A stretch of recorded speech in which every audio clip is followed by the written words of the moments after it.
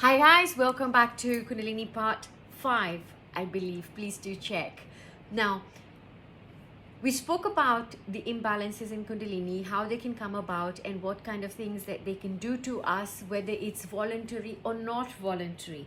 Now, these imbalances come when the triangle between the solar, lunar and fire, so these three elements are out of sync, right? So everything is out of sync, which is why you've got the extremities in cold, in heat, there is stagnation, and you'll see these parallels in other things as well in the universe that reflect back what we are talking about within us, the microcosm. The imbalances can come. Now, if you were somebody who was meditating every day, right? And unbeknownst to you, suddenly you just couldn't do anything. You couldn't eat, maybe you could sip a bit of water, right? And then when the water sort of comes down your throat, you want to throw up because it's too much. You can't even take just that water. Any slight food would be, your body is so sensitive that if you stand under a shower, right, because your spine will be licked, it's like it's already licked, right? It's sore, okay? And in that soreness, even to have a shower, you can't handle the water on your back, yeah? That kind of experience. You might in the winter be sitting outside in just your little chuddy, which means your pants, right? And on your vest, which is your whatever it is that you wear, and you're trying to find a way. Now, throughout your out of balance or your imbalanced states, you will feel almost inspired to take certain steps. Something will be telling you, you need to lie down now. Something will be saying to you, you need to contact a teacher, a yoga teacher, or maybe you need to go here, maybe you need to go here, right?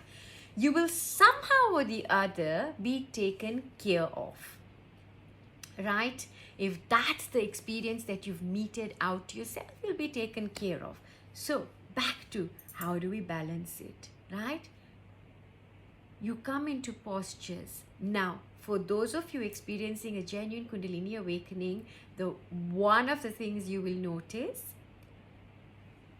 with or without instruction, you will automatically come into certain asana, okay, into certain posture. You may be able to sit in certain postures for a very long time. You may find yourself doing various gestures with your hands. You may be doing your Gyan Mudra, right? You may be doing all sorts of mudras. You might find yourself doing certain breaths, right? You might find yourself panting. Yeah, and then it'll create a sort of different feeling inside of you.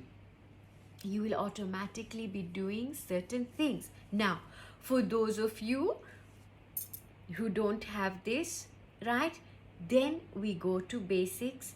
We start with a basic yoga sequence such as Surya Kriya. You can do that. Try to do the kind of yoga that's going to get you a little bit into movement, but not so hectic, right? So very gentle movements. Again, it depends. What channel in you is out of balance? Have you got too much sun? Have you got too much moon? Is there too much fire, right? What elements are out of whack? Depending on that, you will have various postures, right? The entire idea behind any form of balance is to try to bring our body into a safe place, into a place where it's very relaxed. When we are very relaxed and the parasympathetic system is more pronounced, right, you are then able to feel the movement of the Kundalini.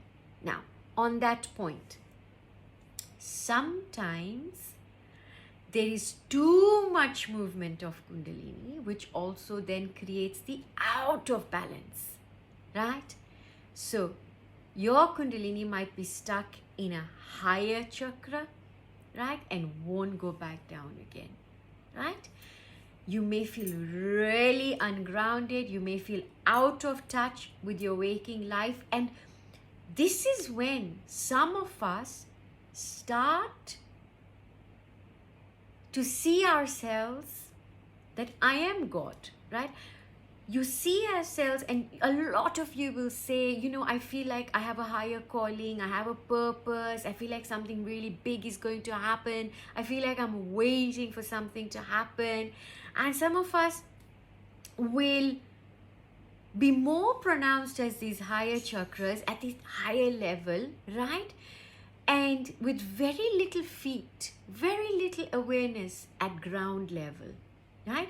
So you may well be sitting in these states, and when we are sitting in those states, right, you might feel very cold all the time.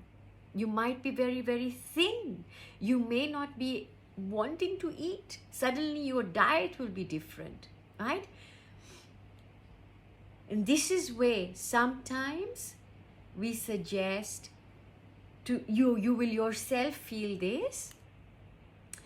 You might have been a vegetarian all the time, or vegan, whatever. You might have really been rigidly and quite happily so too, right?